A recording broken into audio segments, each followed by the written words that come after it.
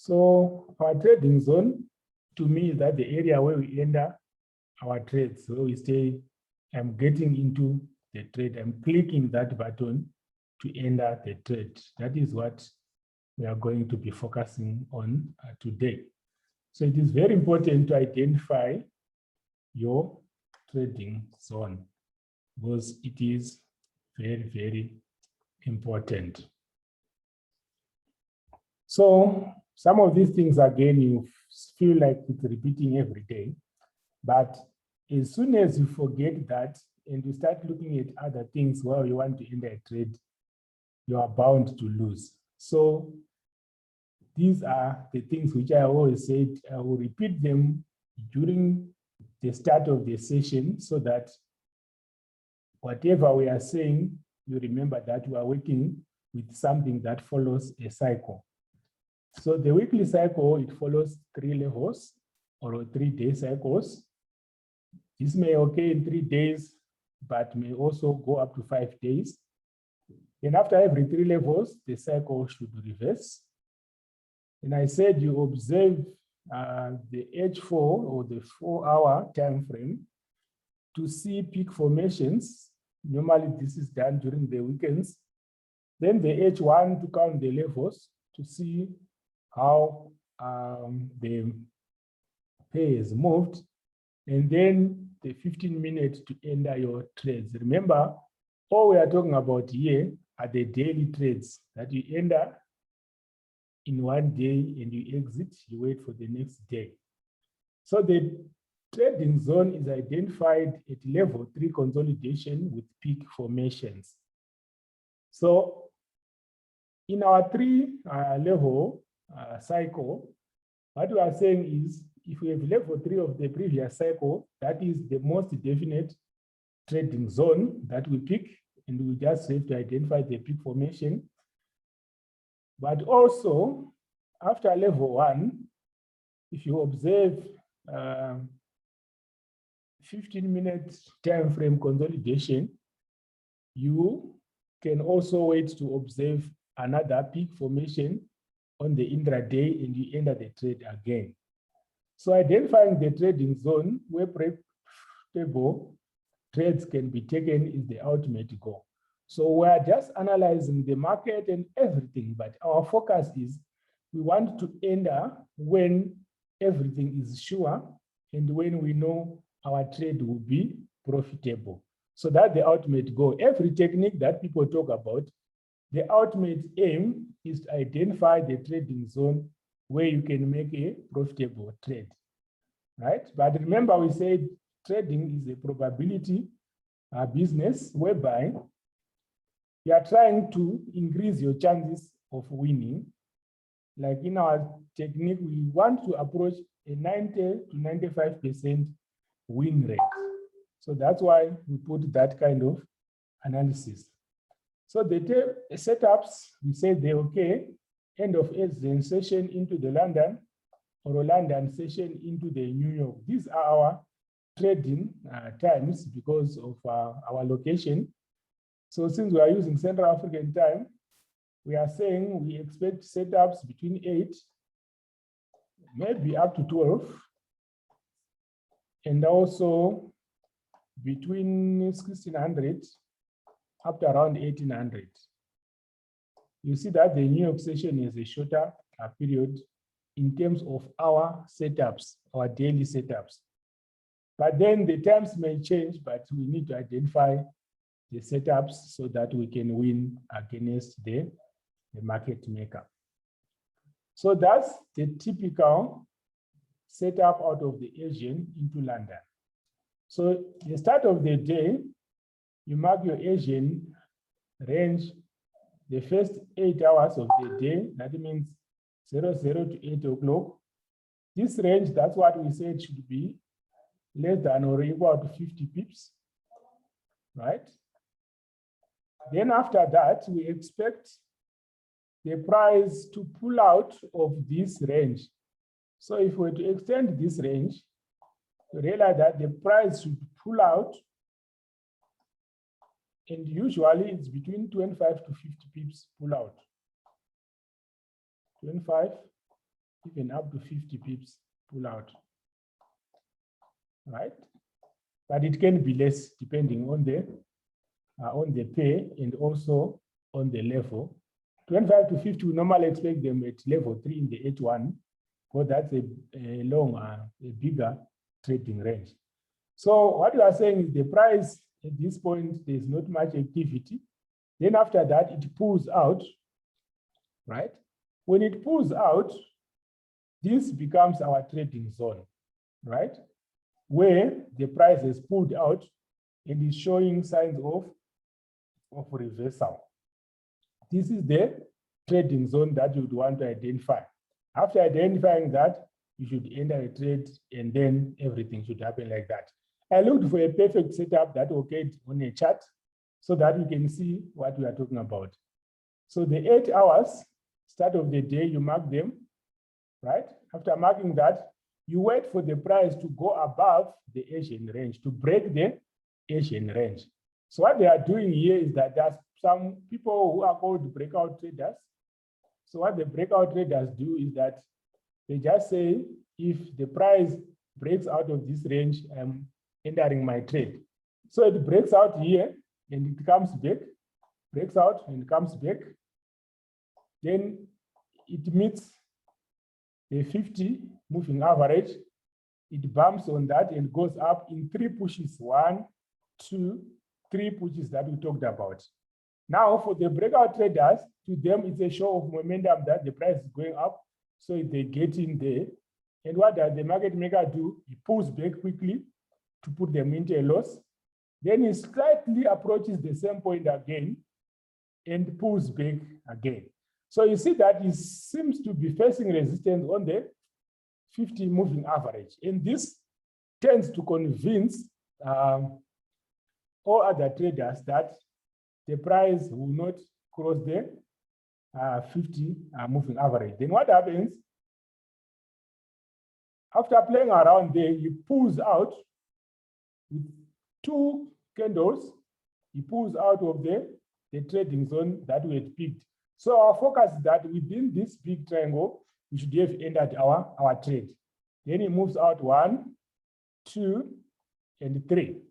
That's a perfect setup that occurred on the market. And if you know what you are doing, look for these things, take snapshots and put them aside and mark whatever pair it is, so that when you see something like this happening, you know what to anticipate. Because these guys, they repeat things over and over again, but at different times, with different types of movements, but basically they'll be doing the same thing. So you take a trade when the high of the day or low of the day is set and has been worked for at least 30 minutes, right? So if we look at this, they hit the high of the day at this point. That's 1, 2, 3, 4, 5, 6, 7, 8, 9, 10, 11, 12, 13 candlesticks divided by 4. That's about 3 hours, right? That's about 3 hours with them playing around. So we should say this is 9 o'clock. This is 10 o'clock. This is 11 o'clock, somewhere around after 11. They started the setup. This is 12 o'clock. This is around 1 o'clock. This is around 2 o'clock. So they started moving at the changeover time of the New York session. So you should see them working around this part for quite some time before you can take your trade. You should be convinced that they've really worked that point. After that, they'll quickly move out. So they stop and cast the initial low of the day or high of the day. So looking at the Asian session, this was the initial high of the day. Then when the stop and comes, it casts this initial high of the day to pick orders of the breakout traders and then come back against them, right? So the real trend will be in the opposite direction. So if the setup occurs on Monday, it may be the stop and of the week. So we are saying if we're on Monday, they would come in, work the Asian range, break out a bit, then move down, right? Then they would play around here again, then start the trend. So Monday is a bit tricky. That's why I would normally not encourage people to enter trades in the Asian to London session of Monday, because there are several trade moves that will be happening. If you are focusing on a trade and maybe you've counted your levels and you see that the price should move in a certain direction, I would prefer you wait for the New York session. Then you see if your setup is still valid. In most cases, if you enter here, they will hit you with several extensions of the stop band. Let's say you wanted to go up, right? But then it's a Monday. They tend to be stopping here, you enter, they cut it, they come this point, you enter, they cut it, they come this point. So I would rather you wait for the New York session for you to enter there. So the step band may be extended by 25 to 50 pips if not enough traders have been trapped. So these moves, they don't do it for the sake of the moves. What they want to do is they want to convince people to sell in this direction. Then when they accumulated enough people who have put sell orders, then they reverse. And what happens, everyone who had sold goes into loss and the market maker will pocket their money. So that's their objective. So if the high of the day or the low of the day is breached, stop yourself out and wait for the setup to present. So let's say, let me go back to that previous chart. Let's say on this chart, they set this high of the day, then they come back and breach it again. Maybe they move 5 to 10 pips from there. If they don't come back within the next candle or the third candle, or if they don't show that they may be coming back out of there, stop yourself out. There may be a change of plan, and they might even extend further, and you get into a miserable loss. So the point is, if this was the high of the day, if they breach it, but then close below it, it's still valid. But if they breach it and close above it, it means it's no longer a high of the day. So the best thing that you would do, maybe you would just take yourself out at a small loss and wait for them to work whatever they are working there. There's no harm if they come there and then they come back. So that's why I was saying maybe you would wait for 2 to 3 candles after the breach. That is if the next candle doesn't go above that. If they open here and then they move again above, stop yourself out before they hit your stop loss. But then if they put another candle here, sometimes they just do an RRR and come back again into the zone, right? So in the high time frame, they will not have breached this high of the day. But if they don't come back within the next 30 minutes or so, stop yourself out, wait for them to do whatever they are doing, or go to another pair that is giving you a better setup. If there's no price movement after 2 hours from the second leg, take a small loss or a profit. So what does that mean? I think there are too many things here. But anyway, let me just explain. They have moved this way and came back, and moved up again and came back, moved up again. This is the second leg that we are talking about. The first hit, then the second hit, second leg. You can enter on the second leg, but what happens? They remain in this zone. The price plays around in this zone, they don't move out.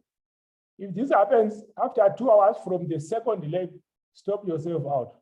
You will be in a very small loss. Otherwise, if you remain there, they might change and start moving against you, and you incur a very big loss. So this kind of behavior is the most important part of our trading system, because that is where the money is taken or the money is gained. Okay. So if the setup presents again, then you can re-enter and continue. But don't allow yourself to be hit twice by the same pair. If a pair hits you once and you think, no, it's an exception stop band, you can wait. But if they hit you the second time, leave that pair. Because whatever entry you are going to make, it will be an emotional entry. So what I'm saying is, look at this. They've worked here, right? Then the first leg was started out of the Asian range, right? Then they moved up, right? Then on the second leg, they extended. So this was the low of the day. They breached it and formed another low of the day, right? So The important thing now is if you master the second leg entries, it means if they came here and hit your low and they went away again, you are still waiting for them to come back once more. Then when you are waiting, they breach it, you are not taken out. If you enter in the first leg, you realize that here they might hit your stop loss. So what I normally do is I want them to come to a point, work on it, I mark it like that. I want them to come back again.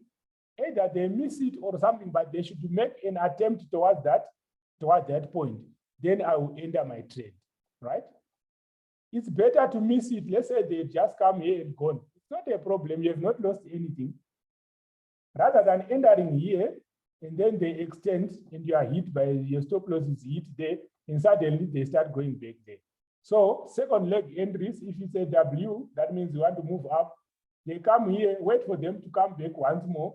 Even within the zone, then you can enter. They might make a third attempt, but it's very rare. If it's an M, let them come first time, mark that, wait for them to come back again, whether they breach it or not, but the next thing you'll be entering at a good position. Those are very important entry points. So for us, since we trade the end of a session, we wait for these M formations or the RR. So if there's an RR, right, I would prefer you wait for the next candle to close below this one, then you enter. That will give you a very good advantage like that. So what are your rules to profit? These are most important rules that you should know and put to heart. One, come to your office or check your market every day, but stop trading every day. If there's no setup, then you don't trade. That's one. Two, be highly selective. There are usually 2 to 3 perfect setups every week. So realize that after these sessions, we want to do our weekend analysis so that we see what was happening in the week and we try to project what is going to happen in the next week. So maybe you pick, for us, let's allow ourselves 3 to 5 pairs, which we think might be tradable the next week. Then we focus on them. Don't go to 15 pips. No, you can you can analyze 15 pairs. You can analyze 20 pairs if you have the time. It's okay, but scale down to something like 3 to 5 pairs, which you are saying next week, this will be my pairs, which I'm looking at. You will remain focused in terms of that. Set your trading times. Do not trade everywhere. So our case is Asian into London, right?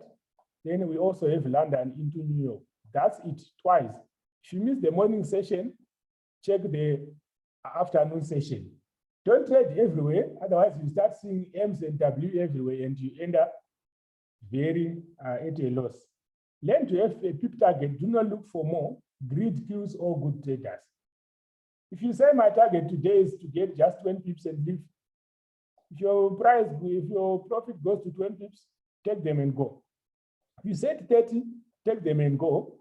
Up to 50, I think, per day, the best target, if you are highly expectant, is 50. Take your 50 pips. So with 50, we are talking about plus or minus 10, right? Maybe you are at 50 and you see that the price is still there and the level is still moving. You can wait and get more. Or maybe you see that it's almost reversing, but you're at 40, 35. Take those ones rather than wait for the price to reverse totally and you gain anything. Then take crystal clear setups. If you have any doubt, do not take the trade. So when you are not sure, don't try to force yourself to see the levels. If you could look out the levels properly, leave them. Let me tell you one thing. You can miss trade in 3 days and trade only 2 days and make your money, or you can trade every day and lose your money. The best thing is to gain your money. So when everything is clear, you can enter your trade. When you are sure that I have checked everything, then you can enter your trade. That is very important. So all this is, the most important thing is when you are looking at the price chart and what is happening in your mind, it should be guided by these rules. Then consider your entry position plus spread to set up your stop loss or your take profit target. So by spread, we are saying the difference between the bid and the ask price. I think I explained that, right? That will be the price that the spread that they charge you. So when you are entering, that is when you are buying, they put you at the bid price, and normally it's above the actual price. When you are selling, they put you at the actual price. So when you enter, you pay spread at entry, right, as a buy. When you are selling, you pay spread at exit. That is, when you enter in a sale, your exit is a buy. That's where you charge the spread. So what I'm saying is, someone was asking, the price went at his stop loss, at his TP. This was the third TP. Then the price actually hit the TP, but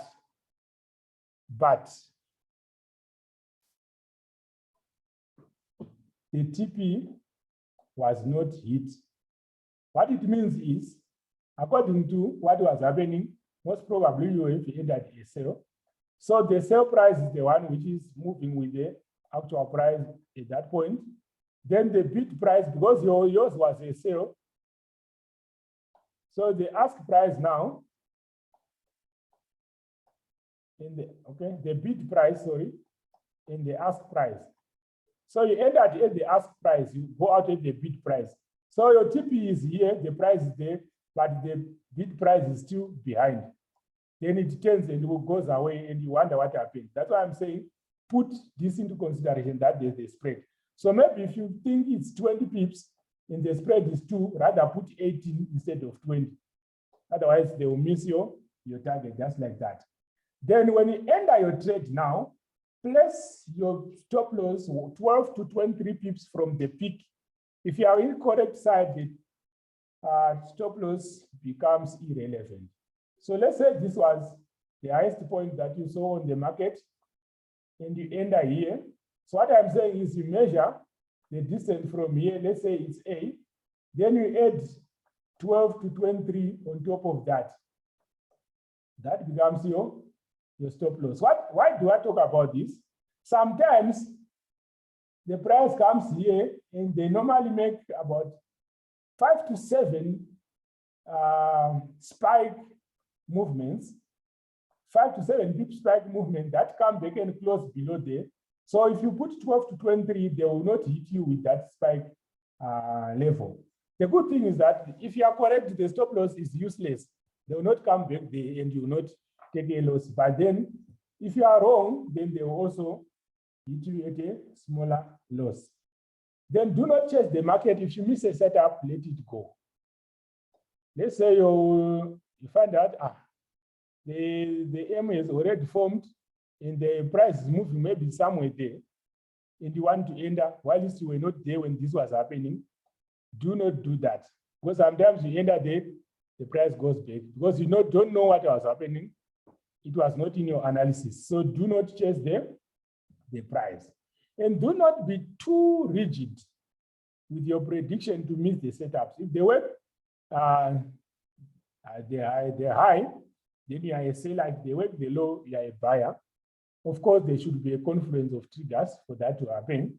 So I'm saying, if they stop on the high and whatever is happening there, it means they are looking for a sale opportunity. If they come, remember, at the right time, stop and low, you are looking for a buy opportunity, right? Maybe your prediction was wrong. You can reanalyze and see what is happening, but do not quickly say, it went high, so let me wait for a sale. Maybe they are still faking everything and will do their stop and low at a later time. So what I normally say is, if it goes in a direction that you didn't predict, do not enter that because you don't know what is happening, right? Then if your setup for entering a trade changes, stop yourself out. Do not venture where you cannot see. So what I'm saying is, you said, they're ending at this point, right? That is my high of the day. Then suddenly the price comes and closes there, and maybe there's a pin at the bottom, not at the top. Then they start coming, they stop yourself out. Don't wait for them to do whatever they want with you. It means they've changed whatever setup they had shown you, you go out. But then if there's a pin at the 200 moving average, that will be a high probability setup. Let's say this is around the changeover period and you get this kind of scenario, then the price comes again at this point, then it throws another pin, maybe it comes back here, then they throw another pin there. This is happening at the right time. This is a high probability setup that you should trade. Then components of a trading system, that means whenever you are trading, there are some things that you look at, right?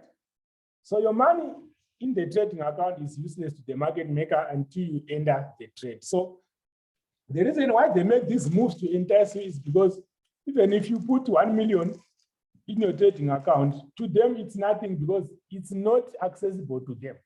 So they wait for you to enter a trade and that money becomes accessible to them. So take trading as a business decision. Entering a trade will be a business decision where you are saying, if this was a company which is dealing in trading, would I enter? If you can say, I have my doubts, any slight doubt, just leave it, right? You have to confirm the level count, the trend direction, the stop hand, then the high or the low of the day, and other entry triggers. These are normally our indicators to enter your trade. So make sure you know what level you are at. This will enable you to be able to identify the behavior of the market so that you don't get emotional. Then the direction of the trend, where are you expecting to go? Are you expecting to go up or down? Then the stop hand, after the consolidation, you expect this kind of scenario to happen before you can say the trade is good for me to go. Then the high of the day or low of the day should be set. The stop hand should lead you into the high of the day or the low of the day. Then after that, maybe your 13 moving average is coming like that, and your 5 was following like that. Then they cross at this point. I would want it to cross at this point after the second leg. To me, that's a perfect entry that you can do. Although with practice, you can enter earlier, then you wait for this just as a confirmation of your entry. It's still okay, right? So my time is running out again. So let's see where we can get to.